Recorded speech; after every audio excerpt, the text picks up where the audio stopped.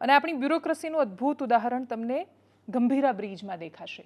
દારૂની જેટલી ચર્ચા થાય છે એટલી ચર્ચા એ ગંભીરા બ્રિજ અકસ્માતની નથી થતી. એમાં હાઈ પ્રોફાઇલ માણસો નથી, એમાં કોઈ જેવું મટીરિયલ નથી ટૂંકમાં કે જેના કારણે એ ન્યૂઝ વધારે લાંબો સમય સુધી ચર્ચામાં રહે. પણ છતાં એક એવો સામાન્ય માણસ છે, એનો ટ્રક ત્યાં ફસાયેલો છે, એટલે એનું એ ટેન્કર ફસાયેલું છે એ જોઈને કહે છે કે મારે મહિને 85,000 રૂપિયાનો હપ્તો આવે છે, એ હપ્તો મારે ભરવાનો છે. મને પોલિસીવાળા મારું ઇન્સ્યોરન્સ એટલે પાસ નથી કરતા કેમ કે એવું કહે છે કે તમારા વાહનને કશું થયું જ નથી, એ તો સલામત છે ત્યાં, પણ એ અડધે ફસાયેલો છે અને કોઈ કાઢવામાં મદદ જ નથી કરી રહ્યું. પ્રાથમિક દ્રષ્ટિએ મીડિયા રિપોર્ટ્સ એવા સામે આવ્યા કે 2 જિલ્લાના અધિકારીઓ ભેગા થઈને એવું નક્કી જ નથી કરી શકતા કે કોની સીમામાં આવે છે, કોની હદ લાગે છે એ તમે નક્કી ન કરી શકો. એના ચક્કરમાં એક વાહન ત્યાં આટલા દિવસો સુધી ફસાયેલું હોય, એ દ્રશ્ય જોયા પછી દરરોજ તમે જ્યારે એ જોતા હશો ત્યારે તમારી આંખમાં કણાની જેમ એમ કેમ નથી ખૂંચતું એ દ્રશ્ય. પેલો માણસ કે જે એક જગ્યાએ ઇન્ટરવ્યૂ આપીને કહી રહ્યો છે કે મારો હપ્તો ચડે છે, હું નુકસાનમાં ચાલી રહ્યો છું, મારા માટે તકલીફનો આ સમય છે, એ પીડા કેમ નથી સમજાતી? કદાચ એ સમજણ અથવા એ પીડા સમજી શકે એવા હૃદય બચ્યા જ નથી. આટલા સમય પછી પણ એમાં કોઈને જેલ કે સજા કશું થઈ નથી શક્યું. એટલે રિપોર્ટમાં પણ બહુ જ પ્રાથમિક દ્રષ્ટિએ પણ જોવા જઈએ તો રાજકોટ ટીઆરપી ગેમ ઝોન વખતે જેટલું રિપોર્ટિંગ થયું એટલું રિપોર્ટિંગ ગંભીરા બ્રિજ અકસ્માતમાં નથી થયું. અને એટલે જ ગંભીરા પુલ પર એટલી ગંભીરતાથી કાર્યવાહી નહીં થાય જેટલી રાજકોટ ટીઆરપીમાં કે પછી મોરબી ડેમમાં કે પછી સુરત તક્ષશિલા વખતે થઈ. અને એમાંય ન્યાય તો નથી જ મળ્યો. ત્યાંના પીડિતોને જઈને પૂછો તો એ તો હજી એ પીડામાં છે. કહે છે કે શું ફરક પડ્યો, અમારા બાળકો મર્યા અને બીજા મરી રહ્યા છે, કોઈ ફરક શું રાજ્યમાં કે રાજ્યની વ્યવસ્થામાં પડી રહ્યો છે? એના જેટલી ગંભીરતા અહીંયા નથી, કેમ કે કોની સામે ગુનો દાખલ કરવાનો? સસ્પેન્શન એ મજાક છે આ રાજ્યમાં. તમે કોઈ પણ માણસોને પહેલી દ્રષ્ટિએ દેખાયું, તપાસ નથી, કશું જ કોઈ જવાબ નથી, કોની ભૂલ, ક્યાં ભૂલ, કોઈ જ ચૂક નહીં. જો કોઈની ભૂલ નથી તો કોઈ પણ સસ્પેન્ડ શું કામ? અને જો એમની ભૂલ છે તો ખાલી સસ્પેન્શન શું કામ? કોઈ જ પ્રશ્નોના જવાબ નહીં, બસ ખાલી દેખાડવાનું છે.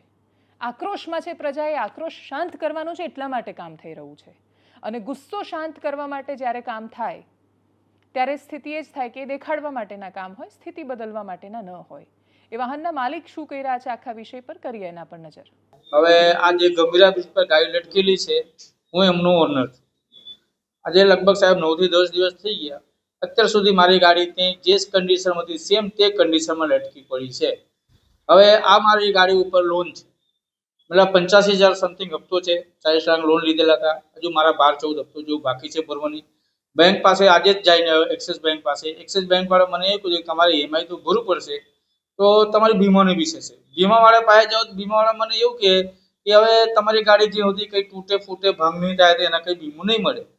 હવે આ તો એની અંદર મારી કઈ ભૂલ હોય, બ્રિજ બહી ગયા છે, આ તંત્રની છે, મારી ગાડી કાઢીને આપે, થોડી ફાઇન નાખે કે નદીમાં પાડ દે, મને જે હોય એને નિકાલ હોય.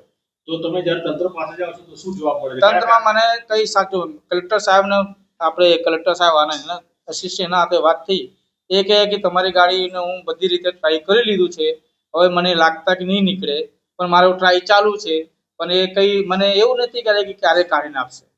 તો પછી એટલે તમને વડોદરા મોકલે છે કે આણંદ મોકલે છે? શું ના, એ તો પછી ક્યાંક રેસ્ક્યુ ટીમ ત્યાં છે ત્યાં જ કરશે. કેમકે એટલા માટે હું અહીંયા રેસ્ક્યુ ટીમના તો આરએમબી વાળાનો કોઈને નંબર મળ્યો હતો, એ ભાઈ તે વાત થતી હતી કે 2 દિવસ 3 દિવસમાં કરાવું, પણ હજુ એનો ખાસો ટાઈમ થઈ ગયો, એનો હજુ કશું થયું નહીં અને ફોન બી ઉપાડવો બંધ કરી દીધો.